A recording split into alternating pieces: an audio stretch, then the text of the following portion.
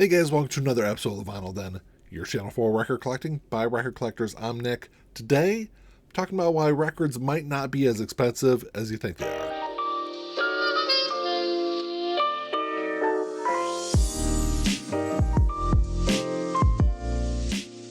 There's a bunch of links down below. You got links for the Vinyl Den Facebook group, for the merch page, for the Spotify and Apple Music playlist that I put together every week, and the Patreon page. So make sure to check all that out.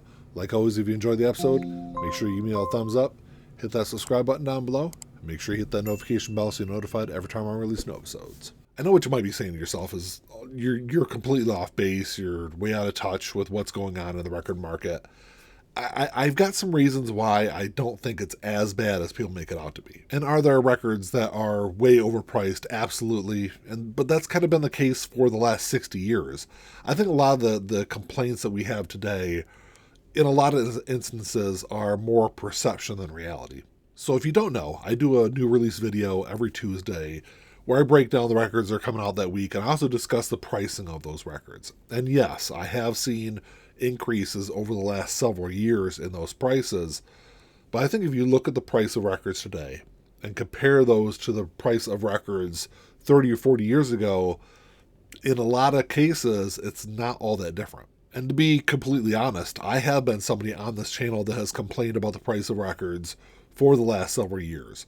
But just recently, there was a post on social media, it might have been the Vinyl Den Facebook group, I'm not sure where exactly it was, where the price of records was being discussed. And I made a comment about how ridiculous, $35 to $45 for a record is. And someone else kind of chimed into the conversation and said, look, when they were buying records in the 70s and 80s, the price was X. I don't remember exactly what amount they said they were paying. And when you factor in the rate of inflation, it's not all that different than what the average price is today. So when I was around 9 or 10 years old in the late 80s is when I really started buying my own records with my own money.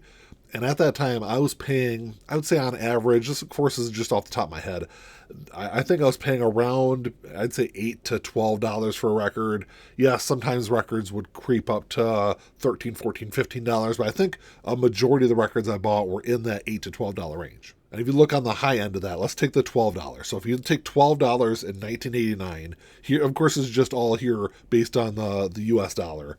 If you look at $12 in 1989 and factor in the rate of inflation, it works out to about $32, $33 today, which is where a lot of new releases are priced. A lot of new releases, I would say, are priced in that $30 to $40 range compared to what they were several years ago. I would say like 2018, 2019, it was more so in the $20 to $30 range. So there has been a big price increase over the last few years. But I think that people really have that perception that records are overpriced, mainly because of the price increases and the fact that records for a very long time were actually underpriced. And if I think back to, say, 2018, 2019, a lot of the new releases I bought around that time were $18 to $24, which if you factor in the rate of inflation, you take that same dollar amount back to the late part of the 80s, it was like $7, $8 back then. That's why I say I think it's more the perception of the pricing than reality in a lot of those instances.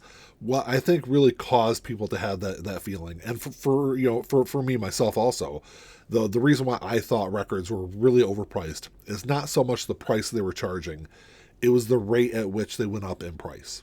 I think had these price increases been more of a gradual rise over a 15 or 20 year time span, rather than what, a lot of the price increases we've seen have been over the last 4 or 5 years. And there's been a huge spike, 20 to 40% increases, sometimes even more than that. But had that happened over a longer span of time, been a little more of a gradual increase rather than a spike in pricing, I don't think people would really notice it the way they have. People also tend to have less disposable income right now. So I think that really kind of factors into it also.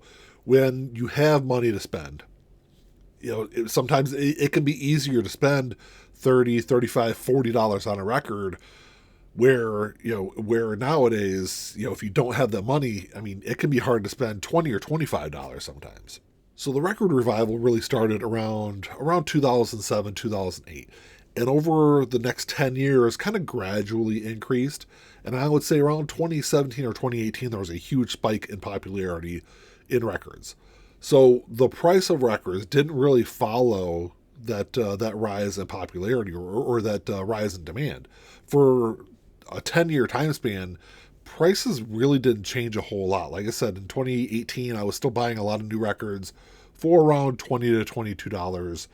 Where had they kind of followed that rise in demand, they probably should have been more so around, I'd say, $28 to $32 even at that time. And it really wasn't until the industry was like, hey, we're missing out on a lot of money. Instead of charging $25 for these records, we should be charging $45 for records. And these prices went up almost overnight. And I think that's where a lot of people got the sticker shock of the price of records today. I think something else that kind of plays into the perception of price of records is how much you love the record. If there's something that I absolutely love, even if it is overpriced, even if it is, $40, $45, if I really love that album, I'm probably still going to pick it up. I might think about it a little bit longer. I might try to wait to see if I can grab it on sale somewhere. Whereas had that album been, $30 to $35, I probably would have bought it, the day it dropped. But, it's still something I'm probably still going to grab. But there are ways to go around the price of records today, and that's just being patient. If you're just patient, a lot of times I'll find new releases on Discogs or online, eventually on sale somewhere. Especially around the end of the year, there's a lot of online sites or several online sites that do a lot of 50% off sales or buy two get one free sales that really make it more affordable if you want to pick up a lot of the albums that maybe you didn't grab over the course of the year. I don't really consider an album overpriced until it's over $40 or somewhere between $40 and $45 is really kind of the max that I'll pay for a record. Anything over that, it's really got to be something I love. It's got to be one of my favorite albums. It's hard for me to, even if it's a double album, it's hard for me to spend more than $40 on an album. And that's because, like I said, kind of going back to what I was paying in the late part of the 80s and even like into 1990, $15, $16 then is kind of around $40 today. Would I love to go back to that 2018, 2019, 2020 pricing? Absolutely. I'd love to be able to go out and grab all these new albums for, $20, $25.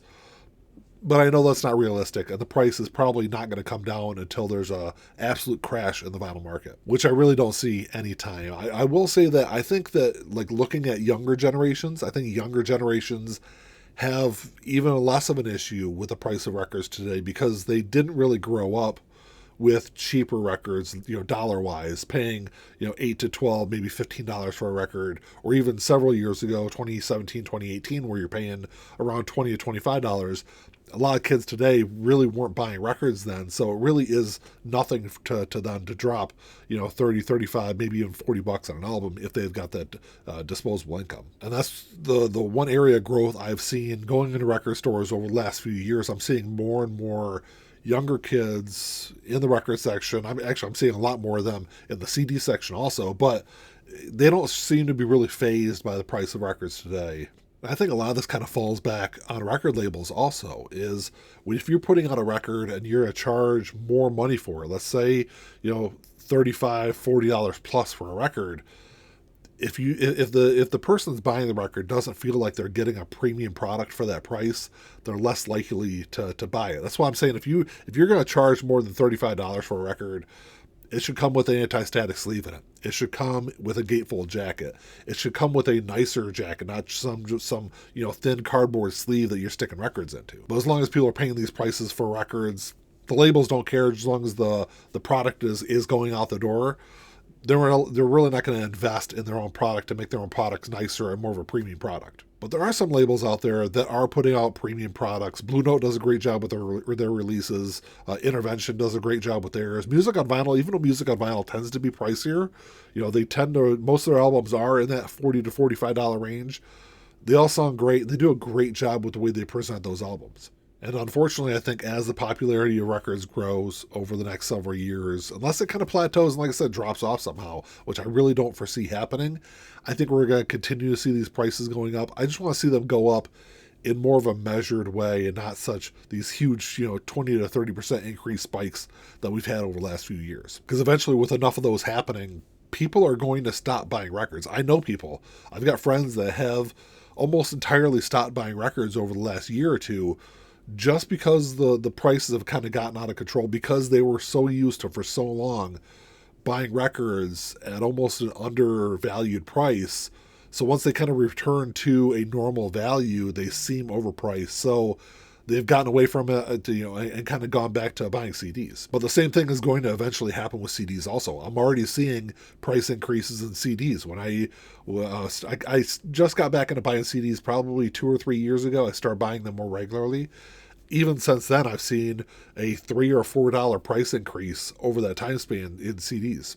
And eventually it's all going to get to a price where people just aren't going to pay for them. And that's kind of what happened with CDs in the late part of the 90s. They got to a point where I was buying a lot of new CDs for $17, $18, which is a lot of money in 1999, and 2000. And that's what pushed a lot of people to start illegally downloading music and really kind of crash the physical music market. So really it all comes down to supply and demand, and the price of the records just didn't keep up with the rise in demand over that long time span. And once they started realizing, hey, we're missing out on a lot of money, we really need to raise these prices up. And I think that big price increases, or those big price increases that we've seen, because I know there's been multiple of them over the last few years, a lot of that is what's led to the sticker shock that we're seeing. Well, that's all I got for you today, guys. Thanks for checking the show out. Make sure you drop me a comment down below. I'd love to know what you guys think of this. What do you guys think is a good value or a good price for records today? Because generally when I look at them, if it's just a single album in a sleeve, I still think, $28 to $35 is a decent price range for those. If it's double LP, I'll go $35 to $40, maybe $45. Depends on the band, depends on the album. But once it gets over that $45 price range, that's when I really have to sit down and think about it. Am I really going to listen to this album enough to really justify the price? Would I be better off just streaming the album? Would I be better off just buying it on CD? But let me know what you guys think. Like always, if you enjoyed the episode, make sure you give me a thumbs up. Hit that subscribe button down below. That's all I got. Until next time, keep on spinning. Peace.